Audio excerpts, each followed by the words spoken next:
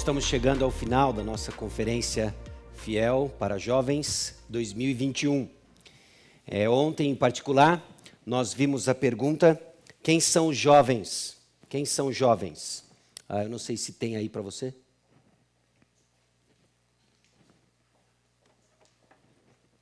Quem são os jovens? E eu espero que tenha sido útil para desafiar você de que os jovens não são consumidores.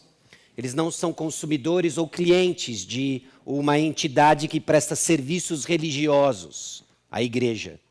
Não é isso que é o jovem, não são esses os jovens. Jovens são criaturas carentes de redenção. E nós vimos aspectos que são comuns na luta do jovem ontem à luz do livro de Provérbios. E hoje eu quero trazer para você um desafio diferente. Nesse encerramento do nosso tempo juntos, com muitas perguntas, aliás, excelentes perguntas vindo tanto do público aqui ao vivo, quanto do pessoal que está online, em você interagindo com o material. Isso enche o nosso coração de alegria, satisfação, essa massa de juventude interagindo com bom conteúdo.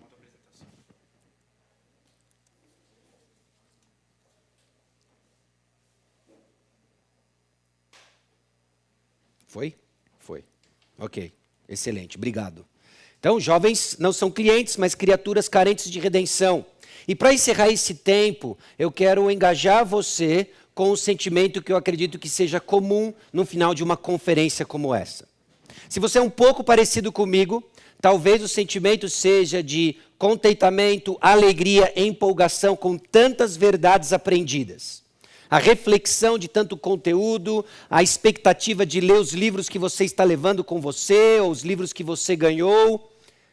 Por outro lado, também tem um sentimento de ou tempo perdido, ou um pouco de susto, medo, com o quanto que eu ainda não sei. Eu não sei se você já experimentou isso. Você vai ouvindo homens que estão trazendo a exposição da palavra, que estão trazendo um conhecimento adquirido já por algum tempo de jornada, apresentam para você coisas do texto que saltam aos seus olhos, e falam assim: como eu nunca percebi isso, não é possível, e agora? E eu quero encorajar você no final dessa conferência, dizendo para você que a esperança não é o cabelo branco. Acredite, eu tenho vários, e a esperança não é essa.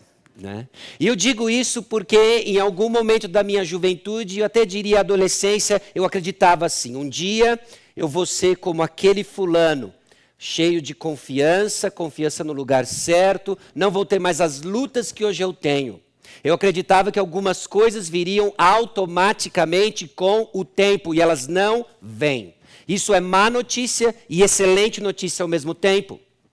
Porque não é o tempo que está correndo ao nosso favor de dar a sabedoria que tanto carecemos. Ela vem sim através do tempo, mas não é o tempo.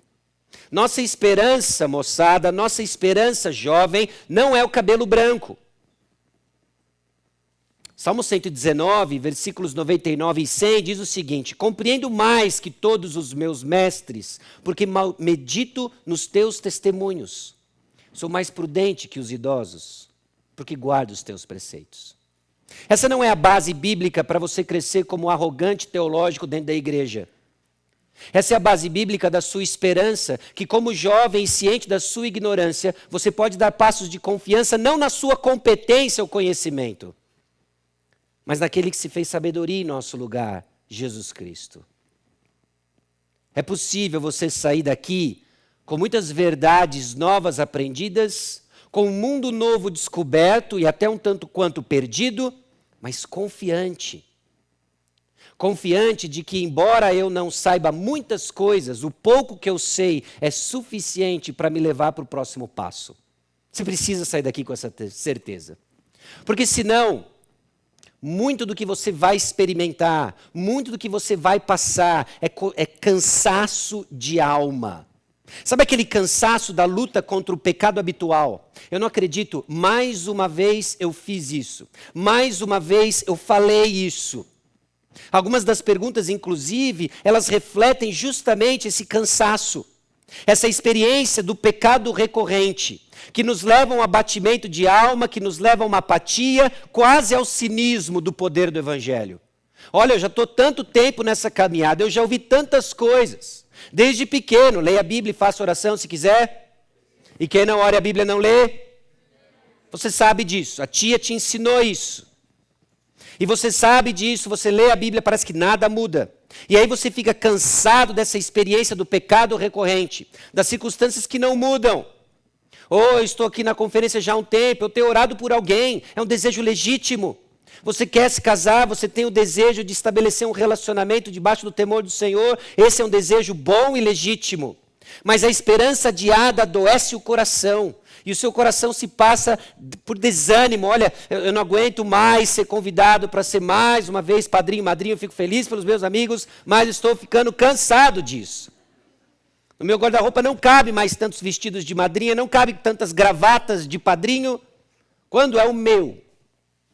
E aí você começa a criar esse desânimo, esse cansaço. Cansaço, por vezes, de lutas dentro da sua própria igreja. Você aprende coisas boas, você é até grato a Deus pela sua igreja, mas parece que a coisa não deslancha. E você gostaria muito de que a sua experiência dominical fosse a experiência de uma conferência fiel para jovens, por exemplo. Ela tem o seu papel. Mas o que vai nutrir para você vai ser o arroz com feijão, desenhado por Deus, exatamente como você precisa. E tudo isso começa a nos levar a cansaço. E o que eu quero propor para você de que é o conhecimento de Deus que consola e revigora a alma atribulada. É o conhecimento de Deus. Nessa jornada em que você busca respostas a perguntas legítimas, a perguntas reais, autênticas, sobre quem você é como jovem, sobre o seu contexto, sobre sua comunidade. Não se esqueça de que o que revigora a sua alma é o conhecimento de Deus. Porque, infelizmente, na busca por uma recarga de energia, nós colocamos a nossa tomada e plugamos em focinho de porco, achando que é justa. Pegamos o plug e colocamos em focinho de porco, achando que vai ser uma tomada, que vai nos dar a energia que precisamos. Às vezes isso vem em forma de moralismo. Olha, se eu simplesmente obedecer mais, se eu simplesmente seguir melhor as riscas, tentar mais uma vez, força. Você sobe no ringue, como se fosse um lutador de boxe, de UFC, achando que você tem que agora aguentar todas essas pancadas da vida sozinho na sua força. Não dá. Não dá. Ou então, se a vida é assim mesmo, pelo menos eu vou curtir esse processo. Se eu já tenho esse passaporte para o céu, se é somente pela fé, que seja. Pelo menos que eu faça valer uma curtição aqui. E você pluga nos prazeres, se entrega a eles. Achando que essas coisas vão dar para você descanso. Elas até prometem um certo alívio de circunstância bem de curto prazo, mas o que eles entregam no final é mais cansaço. Moçada, é o seguinte, é o conhecimento de Deus que consola e revigora a alma atribulada. Se é o conhecimento de Deus que consola e revigora a alma, eu convido você a abrir a sua Bíblia em Provérbios, capítulo 30. E nós vamos examinar a experiência de um camarada chamado Agur. Nem tudo que está em Provérbios foi escrito por Salomão, e em particular essa passagem, Deus usou um homem chamado Agur. Dependendo da versão bíblica que você tem aí e usa, em especial a NVI, você vai notar que ela é um pouco diferente nos versículos 1 e 2 da minha versão. Por razões que eu não vou entrar aqui no mérito, eu vou assumir a minha leitura do texto, tá certo? E você acompanha. Se a sua for a NVI, acredito que a NVT também tem essa leitura diferente, então você acompanhe na minha. Se você está na revista atualizada, se você está na NAA, eu acho que você vai ouvir algo muito semelhante do que eu vou ler aqui, tá bom? Mas é o conhecimento de Deus que consola e revigora a alma atribulada.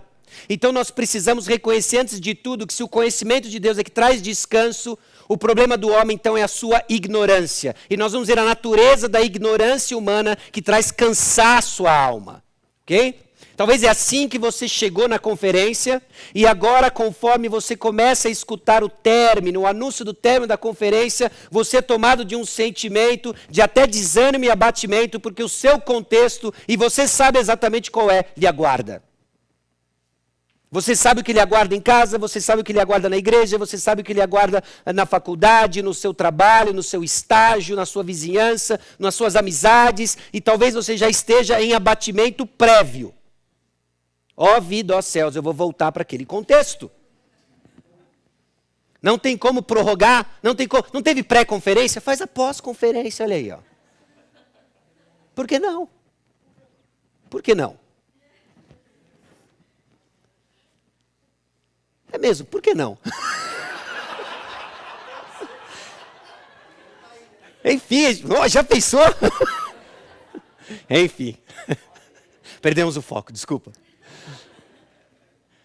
Mas, de fato, nós começamos a ficar até um pouco ansiosos ou lutando com a volta desse contexto e não estamos entendendo o que está acontecendo. Então, leia comigo aqui, Provérbios capítulo 30. Eu vou ler com você os versículos 1 a 3, depois nós voltamos para o 4, tá bom? Nós vamos até o 9 hoje, mas agora eu quero ler com você o 1 e o 3.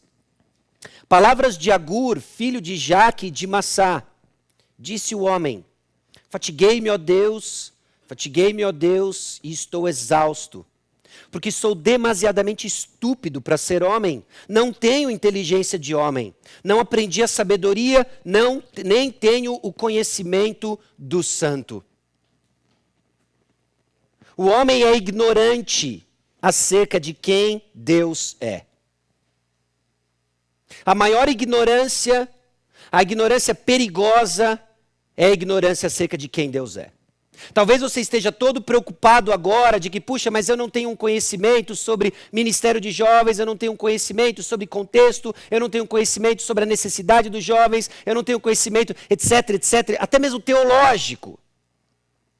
Mas se nós desligarmos todas essas coisas do conhecimento que você de fato carece, que é o de Deus, nós vamos entrar em parafuso. Porque existe muito cansaço na ignorância sobre quem Deus é. O testemunho de Agur aqui é que ele está cansado. Ele está cansado, ele está exausto. A sua exaustão espiritual está fundamentada na ignorância sobre quem Deus é. E eu não estou falando agora das afirmações teológicas que nós conhecemos e somos chamados a ser expostos, a ter instrução, mas o conhecimento segundo a piedade. O conhecimento de Deus que não é desligado de uma experiência, não só devocional, mas real com o Deus verdadeiro. É esse o conhecimento de Deus que, quando nós não temos, nos leva ao abatimento da alma, nos leva à apatia. E essa é a experiência de Agur. E eu acho fascinante essa característica em particular da Bíblia. A Bíblia é real. É real em vários níveis. É real no sentido de que ela não esconde a experiência que eu e você passamos e não nos vende um mundo cor-de-rosa aqui debaixo desse sol. Olha o drama do camarada aqui. E qual é o drama dele? Eu estou cansado, Deus. Eu estou exausto. É assim que você está. É assim que você chegou na Conferência Fiel Jovens 2021? Eu estou cansado. Olha, eu vim aqui, eu já nem me importava mais com absolutamente nada, ok? E eu vim aqui simplesmente para dormir num lugar agradável, para conhecer gente nova, ouvir a palavra de Deus, mas só de pensar de que segunda-feira eu volto para o meu contexto, ou pior ainda, hoje à noite eu estarei no meu contexto, eu já fico cansado de novo. É assim que você está. Ou é assim que você já esteve? Ou certamente um dia você vai estar. Isso marca a nossa experiência. A experiência de exaustão e cansaço. Enquanto peregrinamos na terra, existe cansaço na ignorância sobre quem Deus é. E o início da sabedoria está justamente no reconhecimento dessa ignorância. Quando Agur reconhece no versículo 2, porque sou demasiadamente estúpido para ser homem, não tenho inteligência de homem. Eu não sei por que nós temos receio de revelar ou de deixar ser conhecida nossa ignorância. Parece que isso é verdade desde Gênesis capítulo 3. Quando finalmente viram que estavam nus, cozeram folhas de figueira. E a gente fica nesse jogo de esconder quem nós somos. Você quer muitas vezes vestir uma pinta de intelectual, você quer vestir uma pinta de santidade, você quer vestir uma pinta de diversão, você quer vestir uma pinta de extrovertido ou introvertido, seja lá quais forem os valores que lhes são preciosos, que você tanto almeja, é a máscara que você usa. E nós usamos isso simplesmente para esconder uma ignorância que todos nós já deveriam saber sobre cada um de nós e que a Bíblia já informa. Nós somos pecadores. Nós somos ignorantes. Nós não sabemos por nós mesmos distinguir a mão direita da esquerda. A humanidade deixada, livre e solta, sem restrições, é treta. Vai dar ruim. E deu ruim ao longo de toda a história. Isso aqui nós somos. Então o início de uma vida sábia começa com o reconhecimento da nossa ignorância. É um momento de pensar de que esse cansaço que hoje você vive, com tantas perguntas sem respostas, talvez até mesmo com as perguntas erradas, elas vêm de um coração que é ignorante acerca de quem Deus é, e o passo de sabedoria começa reconhecendo de que eu não sei. Não tem como encher um copo cheio. E na juventude nós somos tentados a achar que nós temos todas as respostas, e ainda bem que eu nasci. Bem-aventurados são os meus pais que têm comigo no lar, que tem uma pessoa como eu no lar, que vim iluminá-los, que vim esclarecer toda essa escravidão de tradição que eles estavam presos e amarrados, e agora eu vim. Eu vim para quê? Para libertá-los dessa opressão. Começa desde cedo. Meu filho arruma a cama. Não vou arrumar, porque à noite eu vou. E a sua mãe olha e fala, bem-aventurada sou eu entre as mulheres, que dei à luz aquele que vai nos libertar dessa opressão de arrumar a cama. É isso que ela fala para você. Lógico que não é isso que ela fala para você. Espero que não tenha sido isso que ela falou para você. Mas na juventude nós somos tentados a achar que temos respostas. E Agur nos lembra agora de que o início de uma sabedoria é, Senhor, eu não tenho respostas. Eu não tenho respostas. Cuidado com o relatório que você vai dar em casa ou na igreja sobre a Conferência Fiel Jovens, ok? Mediante o que eu acabei de falar. E aí, o que você aprendeu? Que eu não tenho respostas. Contextualiza isso, por favor. Ou pelo menos coloque o restante, não só dessa mensagem, mas as outras também, tá certo? Mas esse é o ponto de partida, essa é a atitude. É a atitude. Volta, mantenha o seu dedo em Provérbios capítulo 3. Se é que você está usando uma Bíblia de papel. E vá para Provérbios capítulo 2.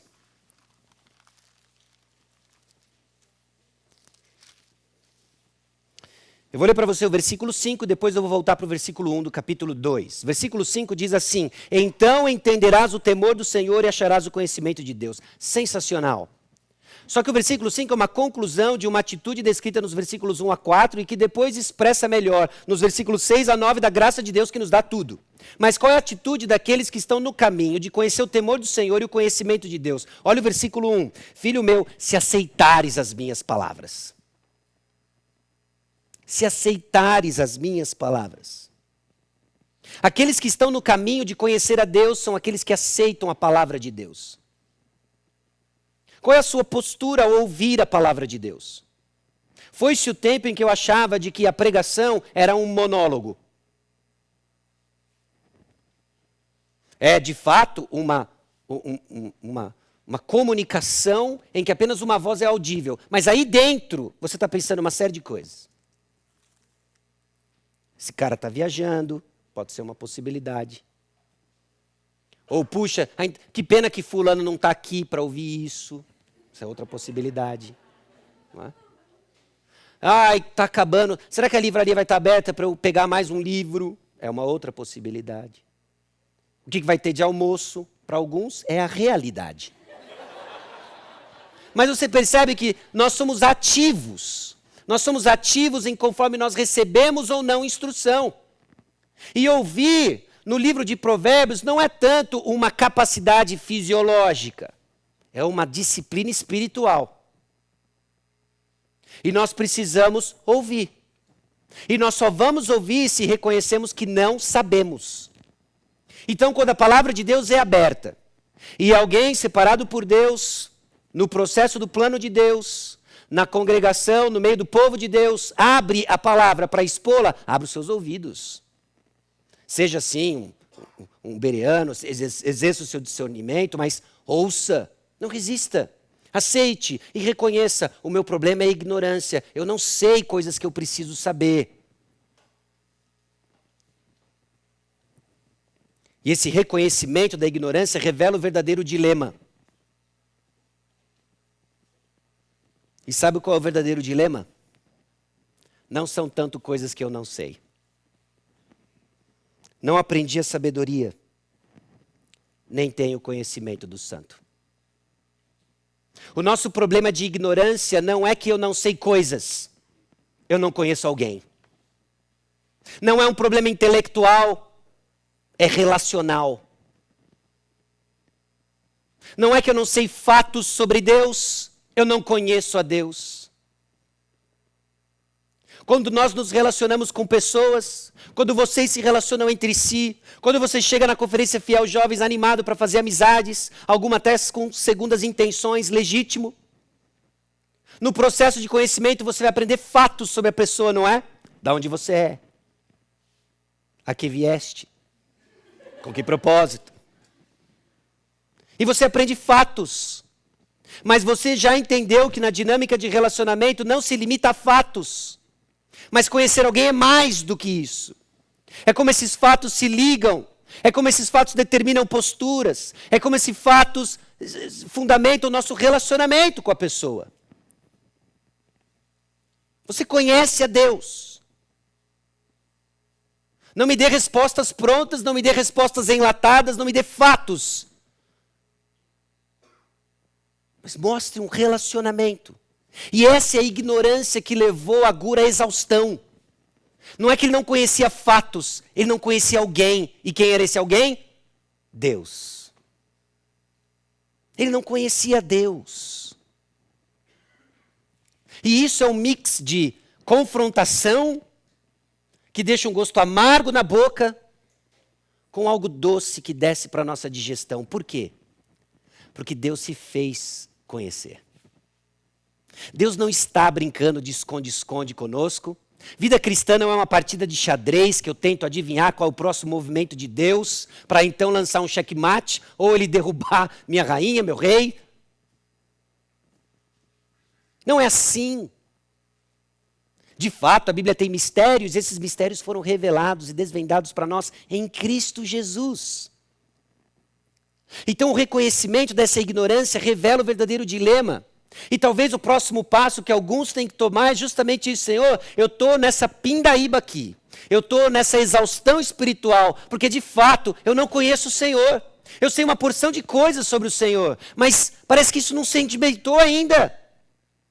Então eu confesso, Senhor, eu confesso a minha ignorância, eu confesso a minha resistência em me relacionar com o Senhor, em ir para o texto não para me procurar, não para procurar respostas prontas de como eu devo viver como cristão apenas, mas o Senhor revelado para mim, para nós. E olha o versículo 4. Agur faz uma porção de perguntas. Quem subiu ao céu e desceu? Quem encerrou os ventos nos seus punhos? Quem amarrou as águas na sua roupa? Quem estabeleceu todas as extremidades da terra? Qual é o seu nome? Qual é o nome do seu filho, se é que o sabes? Ele coloca uma porção de perguntas e todas elas têm apenas uma resposta. Mostrando para nós que a verdadeira sabedoria está no Senhor. Ela está no Senhor. Conforme eu meditava nessas coisas, conforme eu pensava sobre essas coisas ao longo de toda uma jornada,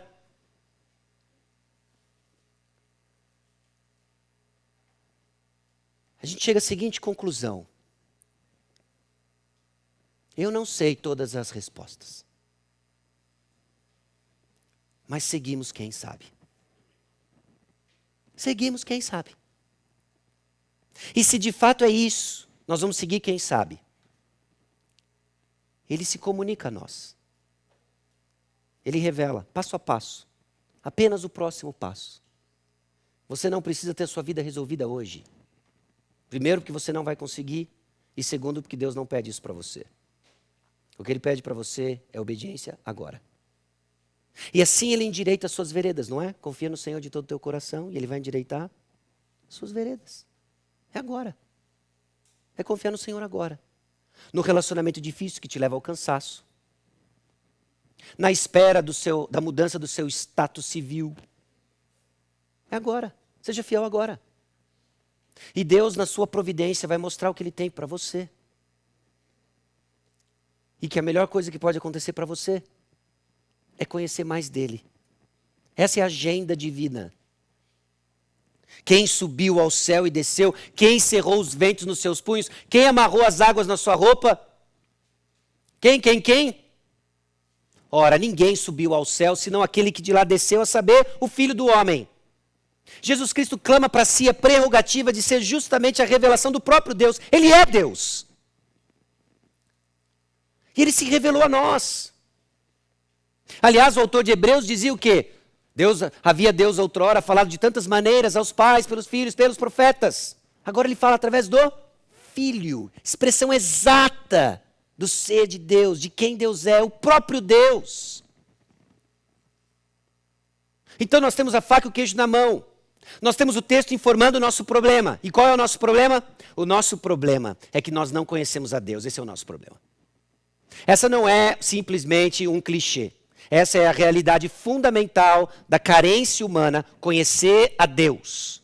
E as boas novas é que Deus se fez conhecer. Porque eu e você, tateando no escuro, sem saber discernir, mão direita da esquerda, Deus veio até nós e se revelou. Jesus Cristo veio até nós. Esse conhecimento revelado, em que Jesus Cristo entra participante de forma ativa, revelada, tabernaculou no nosso meio. E é para onde o texto leva o conhecer de Cristo Jesus, esse conhecimento revelado. Versículos 5 e 6. Toda a palavra de Deus é pura. Ele é escudo para os que nele confiam. Nada acrescentes às suas palavras, para que não te repreenda e sejas achado mentiroso.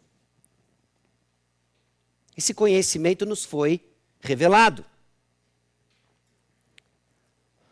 Logo no início, no versículo 5, o que hoje eu e você conhecemos acerca de Cristo Jesus, nos foi dado hoje na palavra de Deus escrita. A Bíblia. A revelação de Deus, ela é testada e provada. Ela é pura. Ela é pura.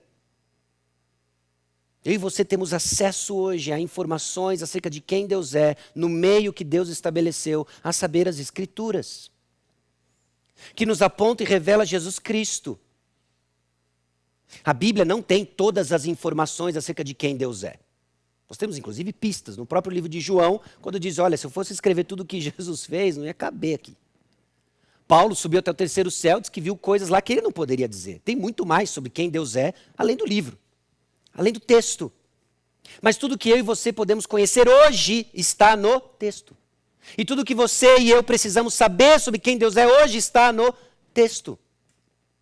O texto nos diz sobre uma comunidade que nós aprendemos mais sobre quem Cristo é, nos relacionamos e assim por diante.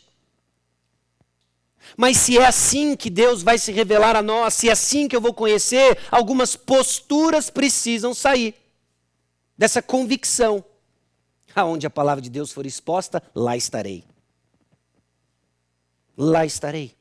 Uma postura ativa no meu dia a dia em que eu busco o Senhor, na leitura da palavra, numa comunidade da palavra. Essa revelação de Deus que é testada e provada, ela não tem erros, não contém erros, não nos leva a erros. E por não ter pecado e não for maculada, ela permanece para sempre. E a forma como a Gura aqui fala e se refere à palavra de Deus como um escudo para os que nele confiam. Eu não sei o quanto que você para pensar sobre isso, mas a revelação de Deus, ela nos protege. A palavra de Deus nos protege. Ontem a gente já deu pistas disso. De que nesse caminho de obediência, Deus nos protege. Isso não significa que nós não iremos passar por intensas provações. Eu acho que o entendimento da literatura de sabedoria como um todo, quando você inclui Jó no mix, Eclesiastes no mix, já nos ajuda a entender que existem eventos dramáticos na vida do povo de Deus. Mas quando esses eventos dramáticos na vida do povo de Deus acontecem no caminho dado por Deus, existe socorro presente. Existe a presença abençoadora que nos sustenta, ainda que seja o vale da sombra da morte. Deus está lá conosco. Então você está nesse contexto de exaustão, você está nessa apatia, quase virando cinismo. Escute o que eu tenho para lhe dizer, Deus está lá com aqueles que estão com ouvidos atentos à voz do Senhor. E como Deus fala? Como Deus fala? O Tiago fez um excelente ponto agora há pouco, né? Porque a nossa expectativa por vezes é que Deus fala só no trovão. Da sensação, daquela experiência mística, estratosférica, né? De ser elevado sei lá onde. Ok? Piriri dá essas sensações também. E se a gente não sabe a diferença de um piriri, de um encontro real com o genuíno Deus, nós estamos muito mal. E aí entra o papel da fé. E qual é o papel da fé? Deus se revelou a nós. E está aqui. E está aqui. Ele se revelou a nós. E ela nos protege. E o versículo 6, não acrescentes as suas palavras para que não te repreenda e seja achado mentiroso. E a revelação de Deus, ela é suficiente. Suficiente. Para aquilo que Deus quer que você saiba sobre quem Ele é e como Ele age, como Ele nos transforma, a palavra de Deus é suficiente. Imagine só, se para o encerramento da Conferência Fiel Jovens eu fizesse uma grande surpresa para você, trazendo aqui um enorme bolo de chocolate. Sensacional. Eu digo para vocês, eu falei assim, olha, eu fiquei tão comovido de participar junto com vocês da conferência, vi a atenção de vocês, e eu falei assim, olha, eu vou trazer o bolo de chocolate que vai marcar a vida de vocês.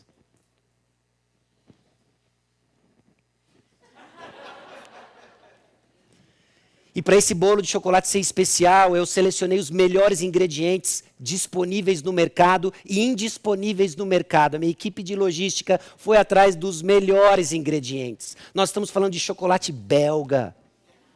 Nós estamos falando de leite da vaca dos Alpes suíços. Nós estamos falando de farinhas especiais da Itália. Nós estamos falando de especiarias que não cabem no bolo, mas elas são legítimas, não é? E isso tudo vai ser servido, e eu garanto para você, olha, 99% desses ingredientes são puros e de primeiríssima qualidade. 99%. Você quer um pedaço?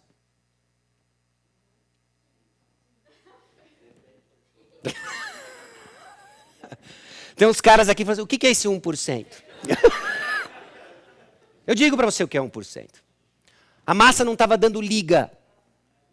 E aí na fralda do meu filho tinha algo muito parecido. E eu falei assim, tem uma consistência interessante esse negócio aqui. E foi exatamente o que precisava para dar liga no bolo. Você quer? Mudou os 99%. Eu não faria isso com a minha sobremesa. Mas por que fazemos isso com a nossa dieta espiritual? Por que nós fazemos isso com a nossa dieta espiritual? Então, muito cuidado. Não acrescente coisas aquilo que vai trazer para nós um conhecimento real de quem Deus é. E a cara disso pode ser tantas coisas. Nós somamos experiências, nós somamos conhecimento humano, somamos tantas coisas. Mas a revelação de Deus, ela é suficiente para nos mostrar quem Deus é. Você quer conhecer a Deus? Só tem uma maneira. É nos meios que Ele se revelou a nós. É isso. E esse conhecimento, ele deve ser protegido. E aí agora, ele nos move não só dessa experiência de exaustão, por uma confiança na revelação de Deus, ele pode conhecer a Deus. Se o problema é a ignorância sobre quem Deus é, onde eu conheço mais dele? Bom, Jesus Cristo, versículo 4, e a palavra de Deus, a Bíblia, versículos 5 e 6, e agora ele nos chama a proteger esse conhecimento. E aqui fica um desafio para você, no meio dessa exaustão, de proteger o seu coração, proteger esse conhecimento. Versículos 7 a 9, 2 coisas te peço, não mas negues antes que eu morra. Afasta de mim a falsidade e a mentira. Não me des nem a pobreza nem a riqueza. Dá-me o pão que me for necessário, para não suceder que, estando eu farto, te negue e diga quem é o Senhor. Ou que empobrecido venha furtar e profane o nome de Deus. O conhecimento precisa ser protegido. E ele precisa ser protegido contra o mau caráter. Contra o mau caráter. Afasta de mim a falsidade, afasta de mim a mentira. As orações de Agur aqui têm a ver com o seu objetivo de conhecer a Deus. Quais são os objetivos das suas orações? Nossas orações, por vezes, mais parecem uma lista, um peticionário de coisas, de como a minha vida vai ser mais confortável na terra. Bom, sem sombra de dúvidas, né? Nós somos exortados a lançar toda a nossa ansiedade diante do Senhor, orar por essas coisas, faz parte. Nossas orações vão ficar ao redor das mesmas coisas, porque nossa vida fica ao redor das mesmas coisas. Família, trabalho, igreja. Família, trabalho, igreja. Família, trabalho, igreja, pausa, férias, família, trabalho, igreja. Então vai girar em torno dos mesmos temas. Mas a minha pergunta é se esses mesmos temas estão ligados com coisas acima do sol. Caso contrário, tudo é vaidade. Caso contrário, nós vamos viver como nos dias de Noé. Casavam-se e se davam em casamento. E viviam como se não houvesse amanhã. Cantando o hino, é preciso amar as pessoas, como se não houvesse amanhã. O hino humanista. Mas que reflete o espírito da nossa época. E que, infelizmente, caracteriza muito daqueles que são filhos de Deus. Então, proteja o conhecimento de Deus contra o mau caráter, contra a mentira, contra a falsidade. Contra circunstâncias tentadoras. A oração de Agur, ouse fazê-la. Não me des nem a pobreza, nem a riqueza. Não me dá-me o pão que for necessário, para não suceder que estando eu farto te negue ou diga quem é o Senhor, ou que empobrecido venha furtar e profane o nome de Deus. Moçada, a oração de Agur é conduzida pelo desejo intenso de viver para o Senhor, ciente das tentações do seu coração. Lembra que nós falamos ontem sobre a importância de termos um foco no nosso coração? Quem o conhecerá, ele é enganoso, é fato, mas é a palavra de Deus que perscruta o nosso coração. E quando ele revela nossas motivações, sejamos honestos, sejamos brutalmente confrontadores do nosso coração, no sentido de que, Senhor, eu sei que isso aqui dá ruim, isso aqui me tenta. Então não me dê isso ao fim de que eu venha a viver uma vida independente do Senhor. Ou, Senhor, essas circunstâncias me tentam. Agur sabe de que, olha, a coisa vai apertar e eu vou querer consertar com as minhas forças, eu vou roubar aqui, eu vou profanar o nome do Senhor. Eu não quero isso. Senhor, eu estou ciente dos meus desejos. Tem coisas que eu ainda não estou trabalhando direito. O namoro agora vai ser terrível para mim. Afasta de mim esse cálice. Como assim?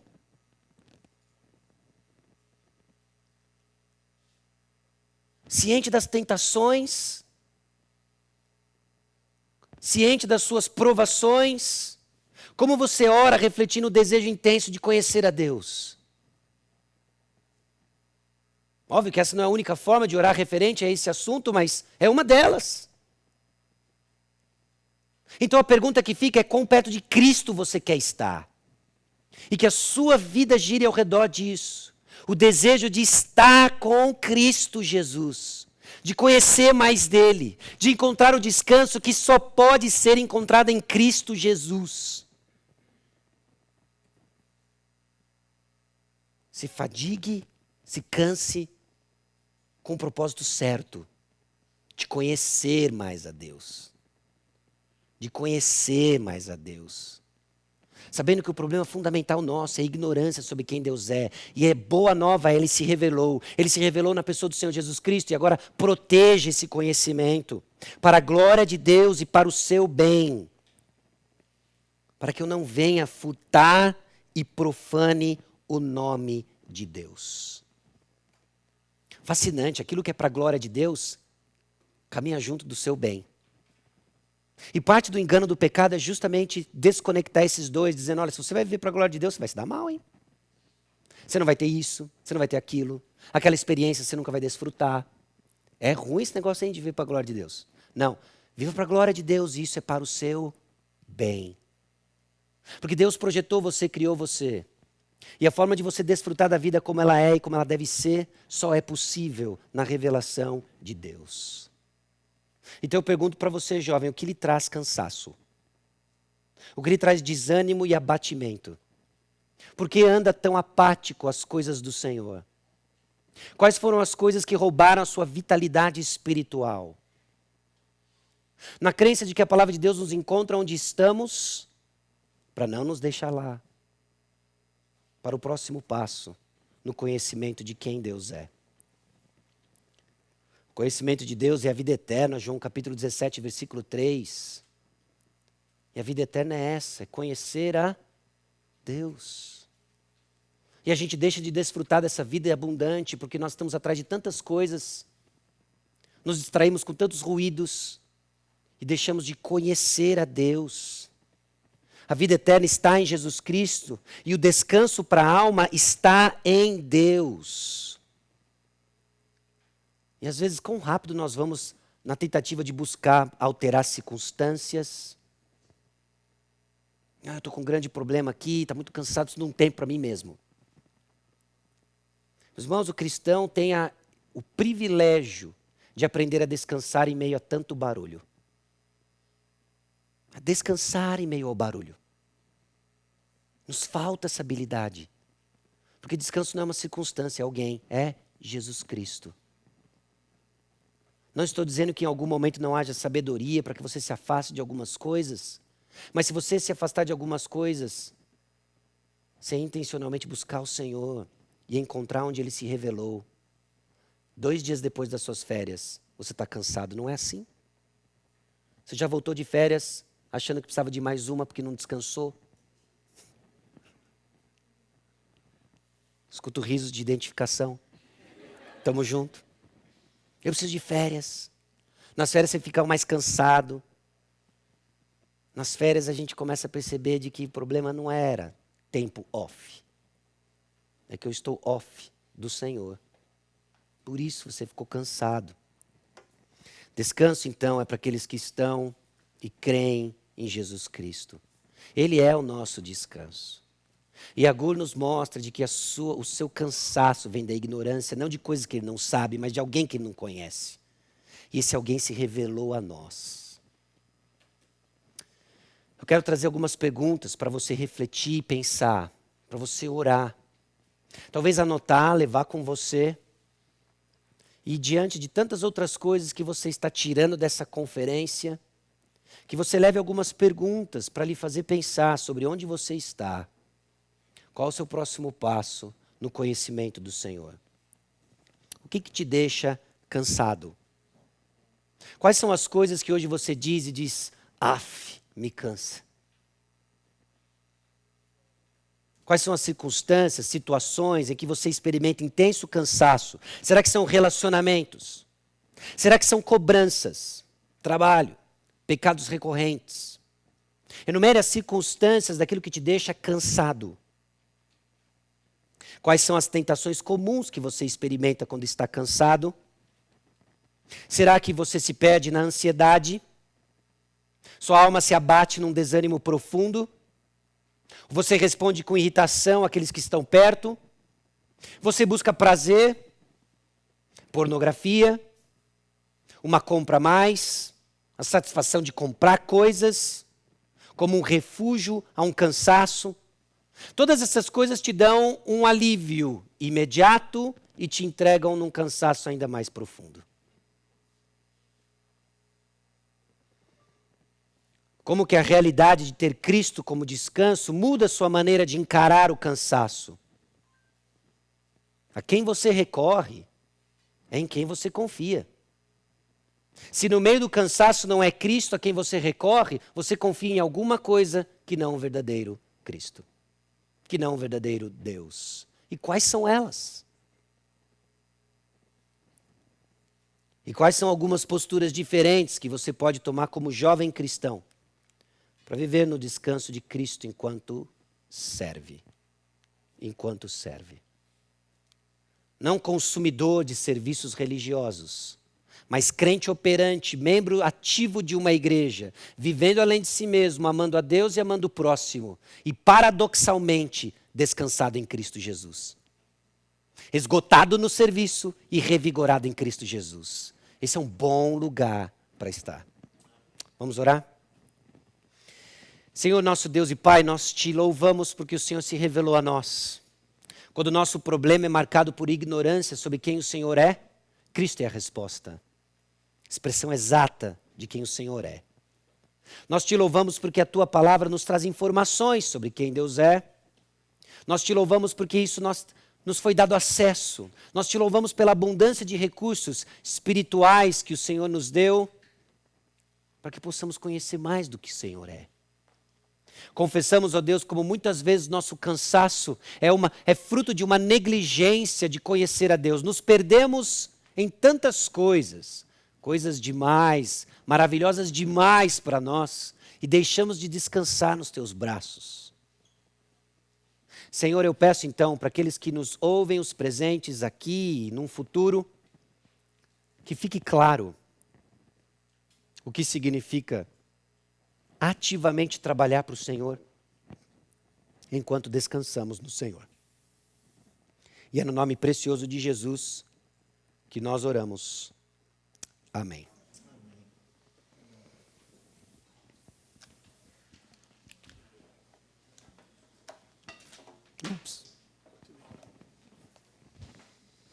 Muito obrigado, Sasha. Que mensagem abençoadora. Fui muito edificado por você nesse momento. Obrigado, meu irmão. Amém.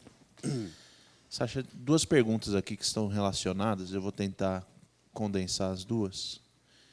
Que é como jovem pode organizar o tempo dele, no sentido de que ele é atraído por trabalho, estudo de uma maneira muito que exige muito dele nessa época da vida, né? Ele precisa se preparar para trabalhar e tal. E como ele então pode organizar a vida dele, não deixando de buscar o conhecimento do Senhor e de servir a sua comunidade local, sem negligenciar o seu trabalho, o seu estudo e o seu desenvolvimento pessoal. E às vezes até entrando num relacionamento, posso adicionar, não está na pergunta aqui. Sim. Como que eu faço isso? Sem me perder. Excelente pergunta, né? Essa é a pergunta de $1 milhão, né? Mas eu quero alertar para você de alguns perigos, né? É o perigo do quando isso acontecer, aí sim serei feliz, né? Eu entendo que alguns de vocês estão numa fase em que você trabalha durante o dia e estuda à noite, né? E você está ouvindo aqui o desafio de servir na igreja. E você tem ainda pela frente o desafio de se preparar para um futuro relacionamento, casamento. Alguns de vocês ainda estão cultivando, cuidando de um relacionamento você já está num relacionamento. E aí a sensação de que eu estou afogado de coisas, não é? Ela nos toma. E aí eu não consigo fazer o que Deus está me chamando para fazer por causa da minha circunstância de vida. Essa é uma falsa premissa, né? De que Deus me deu coisas que eliminam outras coisas que Ele também me deu. E aí o que eu tenho percebido, Rubner, é que a administração de tempo e descanso são atividades de fé. São atividades de fé. Quando o povo era chamado para o descanso no sábado, era uma atividade de fé de que Deus iria prover. O quanto você crê nisso? O quanto você crê que Deus provê, às vezes até usando sua força de trabalho bem administrada? É doido isso, né? Mas nessa loucura toda, as nossas prioridades precisam estar ajustadas justamente com o que a nossa fé nos informa. E o que a minha fé me informa? De que eu vou buscar em primeiro lugar o reino de Deus e todas as coisas vos serão? O quanto que o seu dia a dia revela isso. É isso. Então, quando eu vou buscar o Senhor e vou deixar a coisa rolar. É isso. Parece que, eu não sei, parece que isso é difícil, é difícil. E isso não se limita à juventude. Aí sabe o que você vai descobrir depois? Eu me formei na faculdade. Agora eu tenho todo o tempo para me dedicar ao Senhor.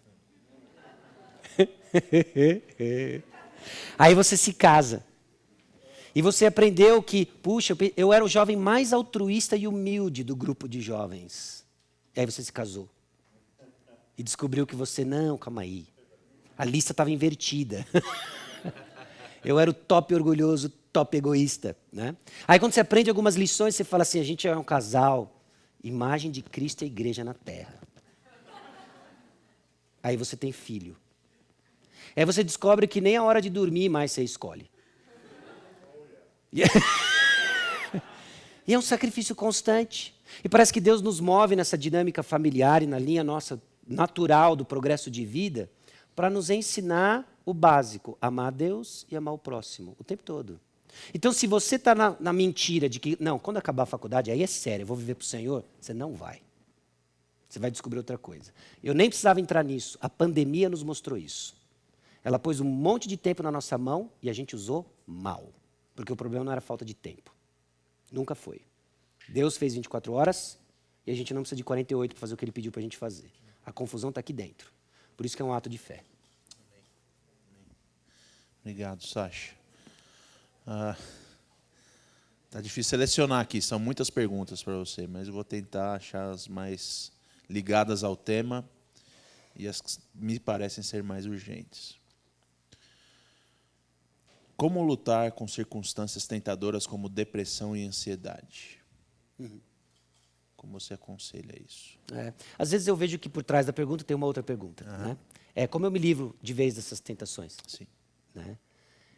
Isso não tem. Né? E parece que a gente não gosta de ouvir mais do mesmo. Eu acredito que existe um elemento enorme envolvido nisso, de perseverança. Né? E, às vezes, a nossa definição de perseverança é que eu coloco e estabeleço um limite de X tentativas e depois delas, aí eu já não sei mais o que fazer. Né? Quando não funciona assim. Não é? É Deus que determina o fim de uma prova. É Deus que determina o fim de uma circunstância desagradável. E o que cabe a nós é responder de uma forma piedosa e agradável ao Senhor. Então, ao invés de se preocupar tanto quanto você vai se livrar de circunstâncias, embora Agur, ciente disso, orou, nós não temos a resposta de Agur. Nós temos o coração dele expresso em Provérbios capítulo 30, versículos 7 a 9. Então, a sua atenção deve ser as respostas às provas e tentações que hoje existem. Se teu olho direito te faz pecar, arranca e lança fora. Se a tua mão direita te faz pecar, arranca e lança fora. Jesus não está ensinando mutilação de órgãos. Ao longo da história, alguns creram assim apenas para descobrir depois que não funcionou. Mas o que Jesus ensina é que você vai tomar medidas drásticas, sim, para fugir do pecado. Okay? Porque a sua atenção é essa resposta às circunstâncias que hoje você está. Né? E isso é um caminho difícil de aprendizado. E eu acho que, inclusive, eu creio que Deus lhe colocou numa comunidade riquíssima em recursos para isso. E nós fomos alertados hoje sobre essa manhã sobre isso, com Vinícius, não é? De você se fazer valer desses recursos, de gente que já caminhou onde você está hoje, que pode lhe ajudar a lidar e responder melhor a essas tentações. Mas não faça dessa pergunta, como é que eu faço para não ser tentado mais? Porque não vai ser assim que Deus vai revelar a sua graça. Né? Um livro interessante para isso, né, é A Extravagante Graça de Deus, A Abundante Graça de Deus, da editora Fiel. Graça Extravagante. Graça Extravagante, né? Que lida com essa ideia, né, de que lida com esses conceitos todos de como a graça trabalha, inclusive usando momentos e circunstâncias aí, longo prazo de tentação, provação e etc. Ótimo. Pensando nessa questão da falta de resposta, uma pessoa pergunta, como que eu lido com essa questão e assumo essa questão num mundo que exige respostas de mim toda hora. Né? Eu tenho que saber doutrina, entender muito de teologia, de política, de cultura, e eu tenho que entender todas essas coisas. Como que eu me coloco, né, e reconheço que eu não tenho essas respostas sem me sentir exausto? Excelente. Né? E eu acho que é a honestidade. A simplicidade de Agur nos traz um consolo. Eu sou idiota demais para ser um homem. É isso. Né? Eu não sei. E qual é o problema de você não saber? No final das contas, parece que a nossa luta é que nós ainda queremos crescer e manter uma reputação de que eu sou grande. Né? E não é isso. Não é isso. Né? Deus vai chamar alguns de nós. Né? Então, às vezes eu escuto, sei lá, você pega um Carson da vida. Né? Eu começo a ouvir o Carson falando e falo assim, cara, esse cara é um presente para a igreja. E a gente só consegue desfrutar do presente que ele é quando eu entendo que eu não preciso mais ser ele. Enquanto você acha que você precisa ser ele, o Carson não é um presente, é uma maldição e um lembrete que você não é ele. Aí a gente fica ouvindo o Carson e fica assim... Agora, via de regra... né, droga, não sou como ele. Agora, esse sentimento, né, ele não tem, às vezes, de uma forma assim, com gente tão distante. Né? A inveja, normalmente, ela vai estar ligada com gente próxima. Né? Então é você aqui na Conferência Fiel para Jovens, né, tentando tomar nota das coisas, e aí você coloca, Jesus é bom, foi o que eu consegui anotar. E você vê do lado, o cara conseguiu anotar tudo. Interagiu em tudo, puxou setas com expressões em latim. E aí você fala assim, droga, amanhã eu sento em outro lugar. Né?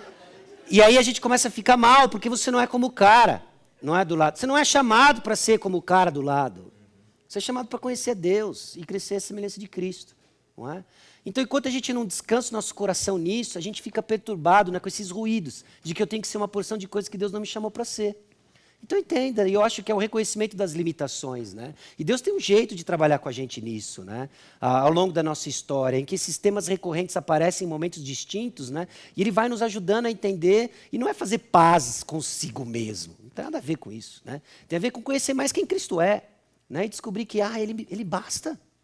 Ele chama os pequenos, né?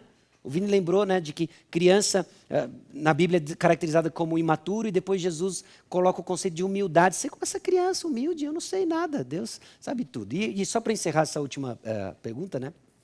Imagina que o desafio é nadar até a África. Pessoal, o desafio é nadar até a África. Alguns de nós morrem na primeira onda. Alguns de nós morrem na primeira boia. E alguns de nós vão morrer a quilômetros de distância, não mais de uma centena. Qual a diferença? Todos morreram. Então, enquanto a gente não enxergar o conhecimento que nos distingue aqui na horizontal, na vertical, no conhecimento de Deus, eu não consigo aprender com o meu irmão que sabe mais. Eu não consigo porque eu estou cheio de mim mesmo, tentando passar a primeira onda. Aí eu não consigo olhar para aqueles que passaram a primeira onda e só dizer assim, cara, como é que passa essa primeira onda? Que pulo que eu dou? É com as duas pernas juntas, assim, ó. Né? Mas que é que pula esse negócio, né? E aí, porque eu estou cheio de mim mesmo. Estou cheio de mim mesmo, né? E aí reconhecer que só Jesus atravessou isso. E Ele fez isso em nosso lugar. Aí encontra o descanso, né? Pastor, é pecado recorrer à ajuda da psicologia e psiquiatria para problemas de ansiedade e depressão? Ou teria que lidar com isso? Será que seria meu espinho na carne? É doido isso, né? Eu fico assim impressionado como a Bíblia descreve algumas ajudas, né, que foram terminantemente condenadas, né? Quando reis foram condenados por Deus porque recorreram à ajuda de um exército aliado. E esse mesmo rei foi condenado porque ele confiou em médicos, não no Senhor. Então, a minha pergunta é, nós podemos ir no médico?